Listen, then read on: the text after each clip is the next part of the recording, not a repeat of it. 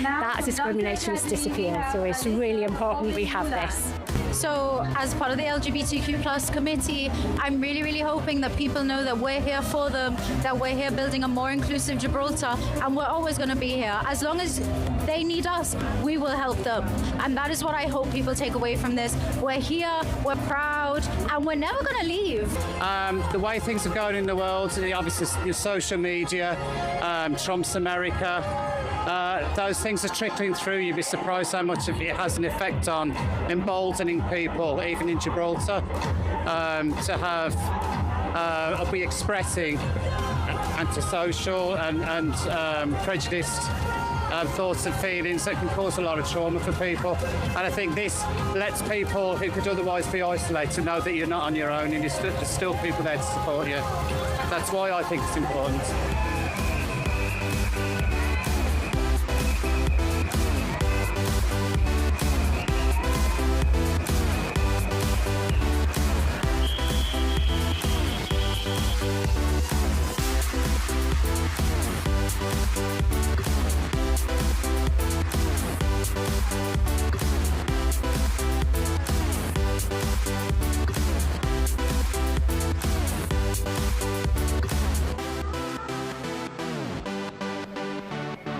More than just a parade, the march is a visible reminder of the progress that has been made and celebration of a community where everyone is encouraged to be proud of who you are. The spirit of pride remains stronger than ever. A day filled with joy, celebration, reflection, and above all, community. From inspiring speeches and outstanding local performances, Pride Awards and a colourful parade, Pride 2026 once again demonstrated the values that bring our community together. Equality, respect, inclusion, and love. It is a reminder that the journey towards equality is ongoing and that each of us has a role to play in creating a society where everyone can live openly, authentically, and without fear. Happy Pride! Happy Pride! Happy Pride! Happy Pride!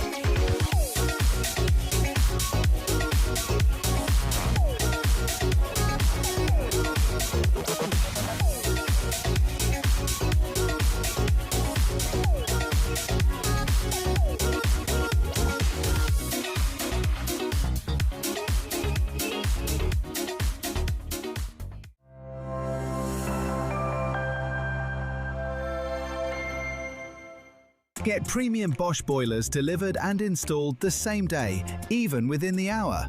We deliver and install every day, from 9 a.m. to 9 p.m. whenever you need us. We also sell top-quality floor-mounted boilers with a 5-year warranty, the best on the rock. With us, you're covered for the long run. TCA, simply the best. At Hassan's, we are driven by our people, those that work with us and those that we work for. We provide a solid foundation to ensure a successful future for the next generation and always provide the best possible service to our clients. We are proud to be recognized for our top quality work year on year and to be able to share our success by supporting local community initiatives and through donations from the Hassan's Charitable Trust. Hassan's, your success story starts here. Looking for insurance that covers every part of your life? From your car, home and motorbike to your health, pets, boat and travel, we've got it all covered. We make insurance simple, clear and tailored to you. Visit us at 68 Irish Town, Monday to Friday 9 to 5:30 or Saturdays 10 till 2. Call 200 44628 or email gibraltar@ibexinsure.com. Ibex Insurance, making life easier. Shake off, shake off years in the house.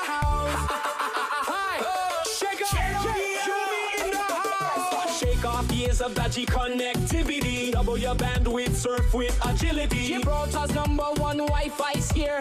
What are you waiting for when you can switch and save this year? Terms and conditions apply. Well, it's a gigabit, not a gigabit. When the promise speed just doesn't quite hit. They say it's fast, but the truth surprises when they won't reach your wireless device. It's a gigabit, not a gigabit. When the promise speed just doesn't quite hit. They say it's fast, but the truth surprises when they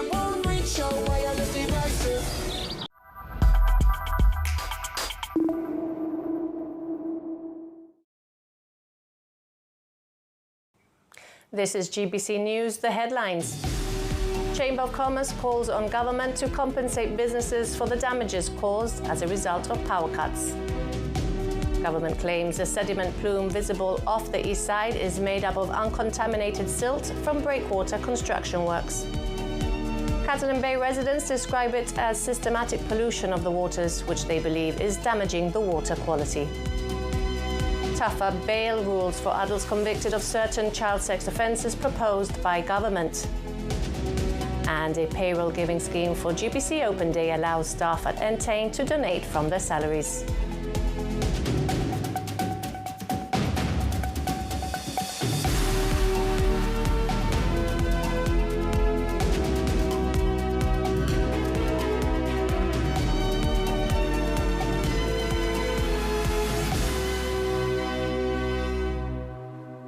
Good evening. The Chamber of Commerce is calling on the government to compensate businesses for the damages caused as a result of power cuts.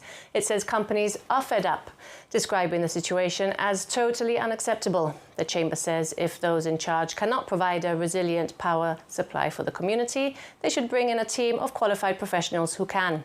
Cristina Cortez asked President of the Chamber, John Isola, about the impact of power cuts on businesses.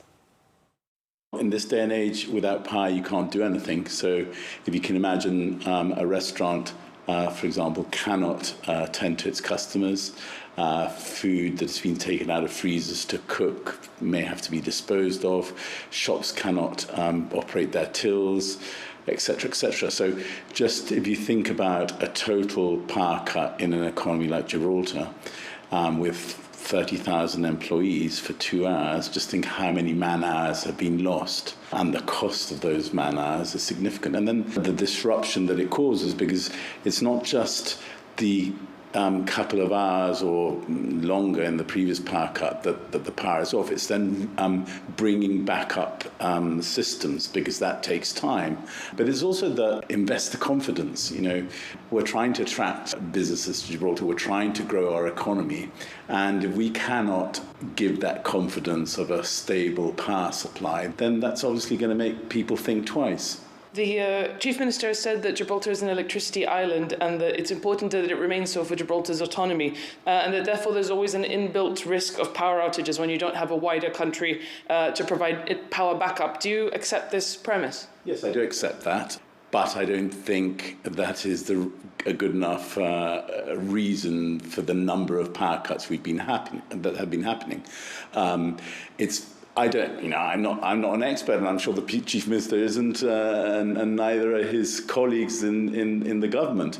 But what I cannot understand, and what businesses cannot understand, and the community at large, is how often we have a general power cut for the whole of the communities. Surely there must be ways of isolating different districts and creating backup for different districts, so that one district goes down or one area goes down, the rest are not affected. I think in layman's language they could tell us what the problem is. We've invested huge amounts on a new power station, on a battery backup system, yet we're still having power cuts. Is it the network?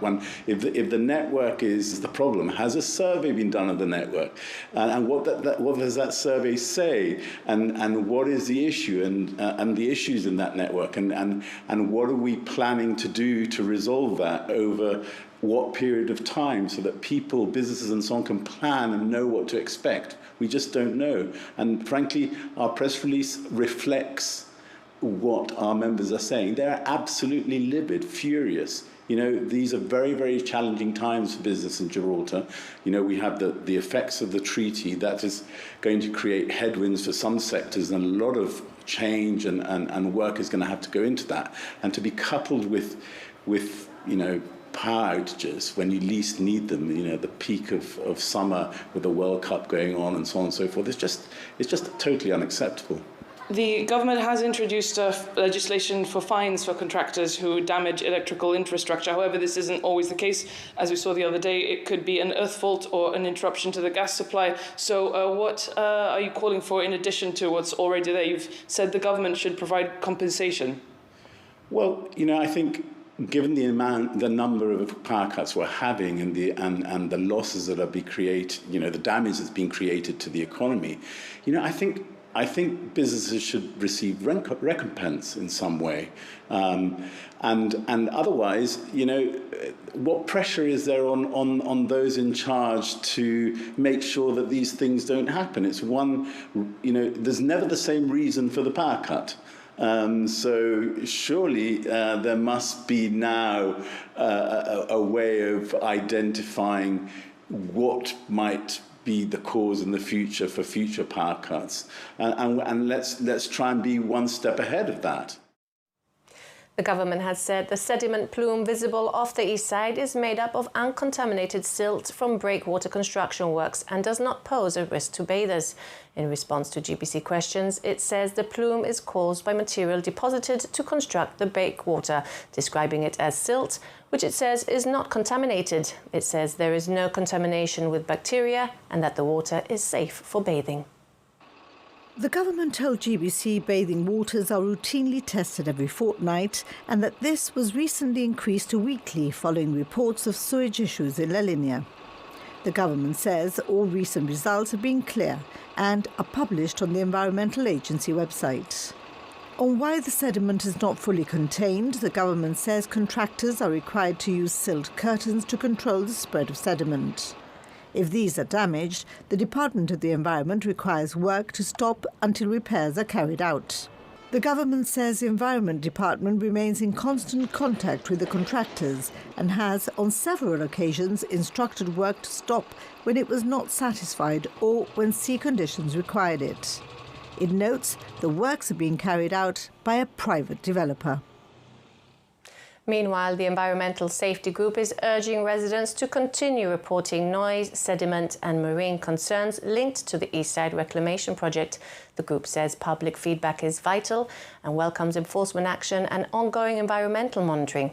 Details on who to contact to report concerns can be found on our website gbc.gi. Meanwhile, residents of Catalan Bay have spoken out against the sediment plumes, saying this problem has been happening continuously since reclamation works started. Representing senior residents, Chris Riddell described it as a systematic pollution of the waters, which they believe is damaging the water quality. The bathing water quality is not good. It is polluted by suspended particles. It is going everywhere. We're in breach of international procedures, and it is affecting areas which are protected internationally, which are part of the Berne Convention, and we are damaging that. We are damaging the southern waters of Gibraltar by allowing all this silt plume. And the filter feeders in the sea are the first indication that something is wrong. And they are dying on those rocks. That used to be filled with mussels, and now they're dying. They're dying because of an overload. And they can say whatever they want. And the government do say that the water is being tested weekly, and that recent results show that it's clear. So, well, they test for bacterial loads, which will get worse, because once you start killing filter feeders, they will get worse. But look at the images, look at the photographs. Is the government completely blind as to what's going on, or they want to misrepresent that as well? How can you have a government who approves the destruction of the environment, the destruction of our way of life, the destruction of our beaches for the benefit of the ultra-wealthy? It is outrageous. Future generations will not have healthy beaches, because even in the studies which they've done, it says this will be stagnant water, the beach will be lost, it will have to be regenerated every year. Regenerated when we had it for free. And these silk curtains, which they need to be using, which we can see in the areas of Catalan Bay and maximum.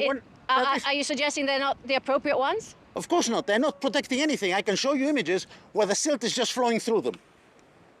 It is not doing anything. Some of them are too short, and it just flows underneath. You've got a 6-meter water column at least. Everything is flowing underneath it. This is an environmental disaster.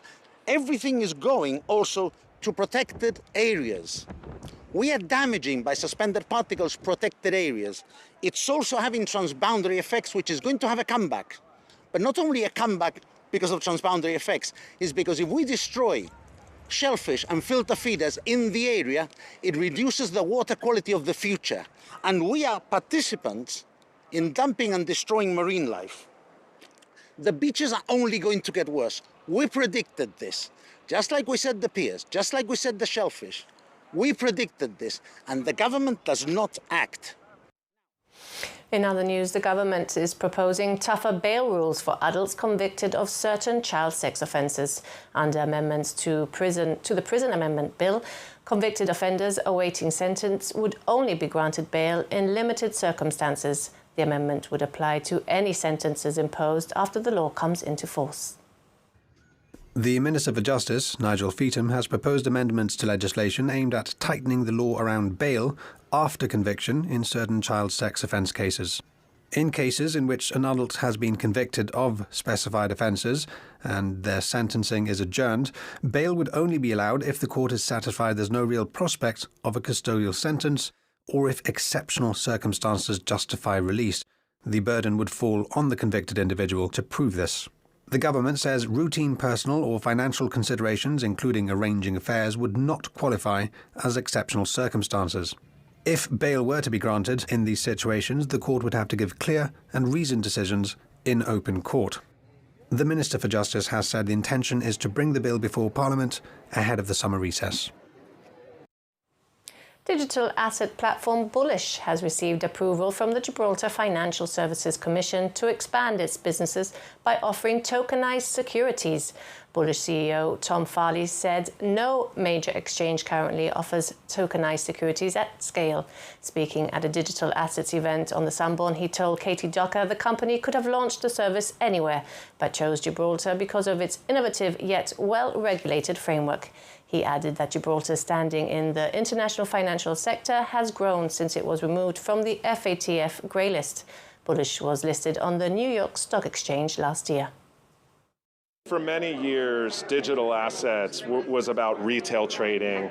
For better or for worse, it was about frog coins and monkey drawings. But what was actually going on was the building of this layer of programmable finance, enabling the $300 trillion global securities markets, stocks and bonds, to move onto public blockchains. And that is what is happening. I expect to see that happen very rapidly in 2027, and frankly, for the next 5 or 10 years, because trading these stocks and bonds on public blockchains is just a better mousetrap. It enables 24/7 trading, it enables more efficient trading, it enables a whole bunch of advantages that you don't get in the current clumsy way that we trade these things. And the government, indeed Nigel Feetham, has been promoting Gibraltar as a centre for digital assets and fintech. Do you see Gibraltar becoming a significant global hub? What gives it that potential? I'm going to show my age. I've been the leader of 12 regulated entities as either chairman and CEO across 3 continents, basically all of the world's premier regulatory authorities. And I want to say that Gibraltar, and in particular led by Minister Nigel, as I call him, has been a perfect home for us, because you have this ministry pushing for innovation, backed by a credible regulator. The model here works beautifully. I've only seen it 1 or 2 other places around the world. That's why we keep coming back to Gibraltar. We have a choice. We have a choice of where we put our new products, our most innovative products. We could have gone to the United States, say, or Germany, say. We came to Gibraltar for tokenized securities first because of this environment that's fostered by the ministry. And many people still associate crypto with volatility. What would you say to those who remain skeptical? I think the skepticism is well earned. I mean, you had in 2021 CEOs going to jail.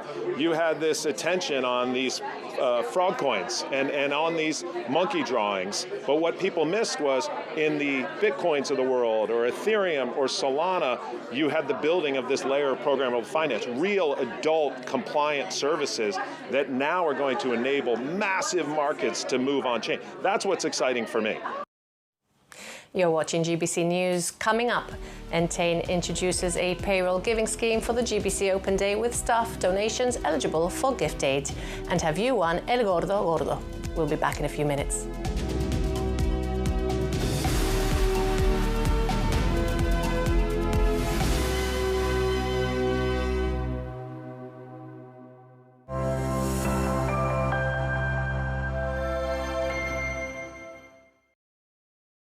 The moments that matter don't wait for Wi-Fi.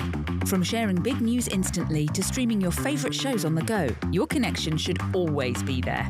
That's why we've made our pay monthly plans bigger, giving you more data at the same price, so nothing gets in the way of staying close to what matters most.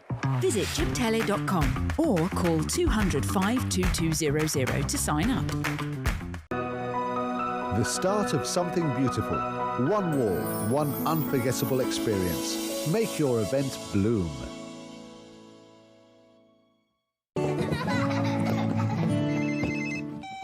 been an issue processing your hotel deposit for your upcoming trip. Take a moment, because what matters most is worth protecting.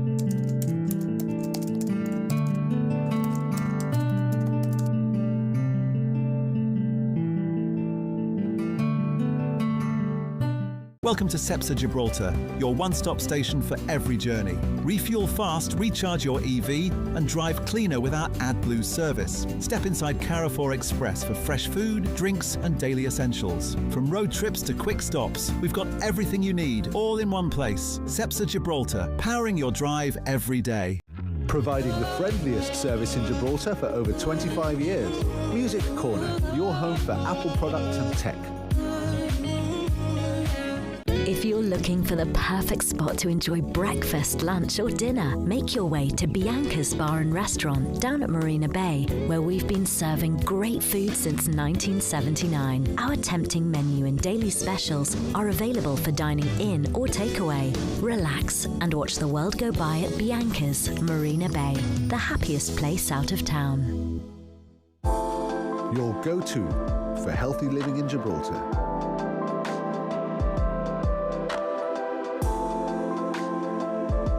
Our world runs on momentum. From the first light over the rock to the plans we make for the days ahead, each moment carries us forward. For 150 years, Capurro Insurance has moved with that energy. Rooted in Gibraltar, reaching the wider world, built on the past, and looking to the future, wherever momentum takes you next. Capurro Insurance will be by your side, every step of the way. Opposition, your questions. Keith Asabarathi will be in the studio answering your questions this Thursday just after 1 o'clock. Email questions@gbc.gi or WhatsApp 200 66200. Opposition, your questions. This Thursday as from 1 on Radio Gibraltar and GBC Television.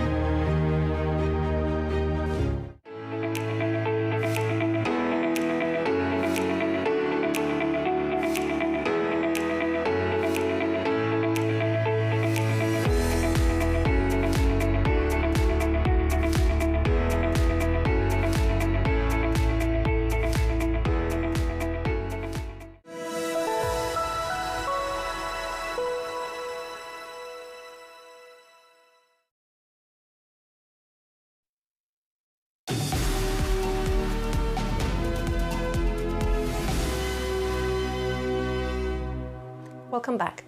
Entain has introduced a payroll giving scheme for GBC Open Day, allowing staff to donate directly from their salaries. The company says donations will also qualify for gift aid, potentially increasing the amount raised for local charities. Entain raised more than £15,000 for last year's appeal, with GBC staff visiting the company's offices today to explain how Open Day supports charities. Our report, Kevin Ruiz, found out more from Entain's Anthony Ladislaus. So at Entain, we've got our community crew, and that's a group of colleagues that are across the various functions we have that get together to plan these community events. And one of our colleagues, our people lead in Gibraltar, came up with the idea that this is something you can do in the UK quite easily through Just Giving, where you can sign up, when you're making a donation, you can sign up for gift aid, and then they will do the paperwork in the background. So we thought, that Gibraltar has equivalent legislation, more or less equivalent legislation. Is this something we can take advantage of? So we approached Paula and the GBC team. After a few discussions, the initial view was it's probably a bit administratively unworkable. So that was an initial spanner in the works.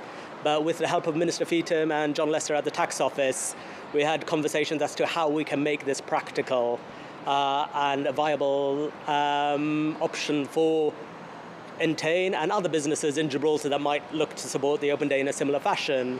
So speaking to them, they have facilitated a way of Entain being able to provide details of who's made donations and how much to the GBC accounting team. They can then issue the relevant certificate to us to provide our colleagues to submit in tax returns, and then hopefully, if all works to plan, the net result is that the Open Day not only get the initial donations, but also that extra bit of gift aid from the tax office, which all goes to support the cause. So today we've been speaking to the staff at Entain, as Entain have come up with a fantastic initiative to support the GBC Open Day, where their staff will do a salary sacrifice of £1 pre-tax to go towards the fund, and no doubt that's going to raise a lot of money for us.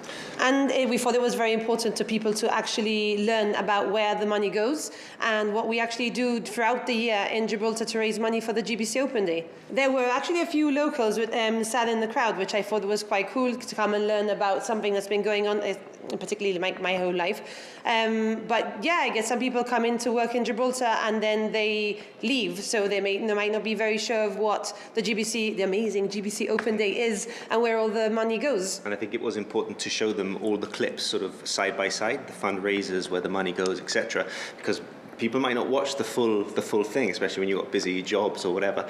And like you said, many of them might not be local. They may not know much about how it exactly works. It was good to show them visually the fantastic thing that is the GBC Open Day.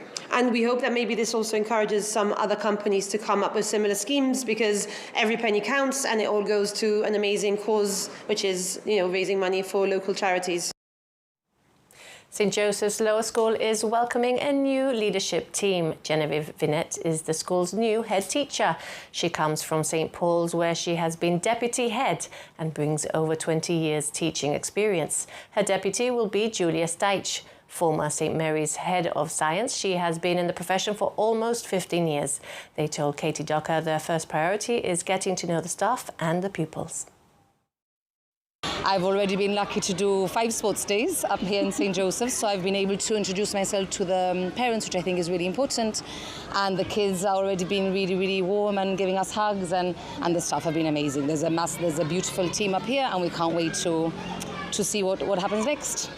And education is about far more than academic achievement. How important is well-being, confidence and personal development in your visions for St Joseph's? I think it's pivotal. I think we both agree that unless children feel safe and happy and well cared for, they're not going to be able to learn. So the foundation of teaching has always been making it a safe space, taking into account children's different needs, emotional, social, all of those things go together to make a good learning community. Yeah, and it's about making it a happy place, and for the staff as well, and for the parents. We want staff to come into work in the morning feeling happy to come in, and for parents to feel at home as well. I think it's about all of us collectively working together for the benefit of the children. That's why we're here. And with changes to the school calendar and education evolving locally, how do you ensure St Joseph's continues to give children the best possible start? I think, again, it's all about having that sort of community feel, which is evident here already, and it's about building on those already strong foundations and ensuring that all stakeholders are involved together and listening to all parts of that school community and making sure that everyone feels heard, involved, and that their views and opinions are not just welcome, but they're sought after. Yeah,